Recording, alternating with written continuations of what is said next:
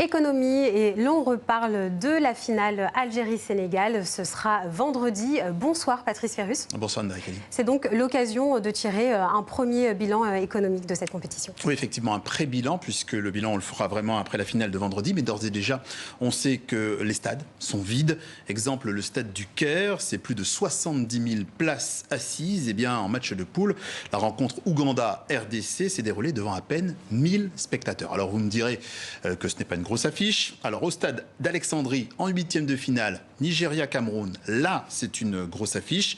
Le stade peut accueillir 20 000 spectateurs. Eh bien, il y en avait à peine la moitié au match. Et il y a beaucoup d'autres cas similaires. Donc on peut supposer que cette CAN ne sera pas un grand succès de billetterie. Alors pourquoi les stades sont vides? Parce qu'on sait très bien que les Africains, pour le coup, aiment et se passionnent pour le football. Ah ça c'est vrai, oui, mais ça reste un spectacle populaire, mais qui n'est pas accessible à tous. D'abord, rappelons que l'Égypte a dû remplacer au pied levé le Cameroun en tant qu'organisateur. C'était en janvier, donc les supporters qui ont les moyens de suivre leur équipe ont dû s'adapter à la dernière minute. Ensuite, il faut savoir qui a vraiment les moyens d'y aller. Et là, ce sont plutôt des supporters des pays du Maghreb. Regardez pour cela le salaire moyen mensuel de l'Algérie, de la Tunisie. Il est souvent 5 fois plus élevé que celui du Bénin, du Sénégal ou plus encore quand il s'agit de Madagascar. Et si on s'arrête juste au prix de la place au stade, sans compter le logement ni les moyens de locomotion, c'est 30 $. C'est donc déjà un budget.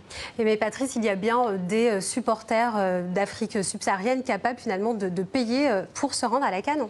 Oui, mais ils sont souvent issus des pays anglophones. On le voit avec l'Afrique du Sud, avec le Nigeria. Les supporters ont plus de moyens, mais la distance joue également. Partir de Pretoria pour aller au Caire, c'est traverser tout le continent. Donc là encore, c'est un coût. À noter également que les supporters de l'Égypte ont, a priori, on le voit, les moyens de remplir les stades. Alors, les supporters égyptiens ont les moyens de remplir le stade et pourtant, ils ne sont pas au rendez-vous.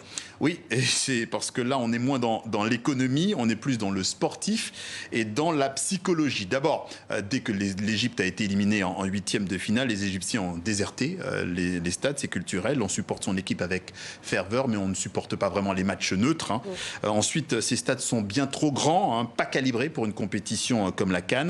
Ajoutons que les organisateurs ont voulu éviter de gonfler artificiellement les gradins, et pourtant ça s'est déjà vu. On laisse entrer le public quelques minutes après le coup d'envoi. Là, ça ne s'est pas fait pour des raisons de sécurité. Et alors, l'Égypte n'est pas en finale. Alors du coup, est-ce qu'il faut s'attendre à un stade vide ce vendredi? Non, justement, parce que le paradoxe, c'est que c'est la finale. Donc la finale, il y aura déjà beaucoup d'invités, notamment des invités de la FIFA.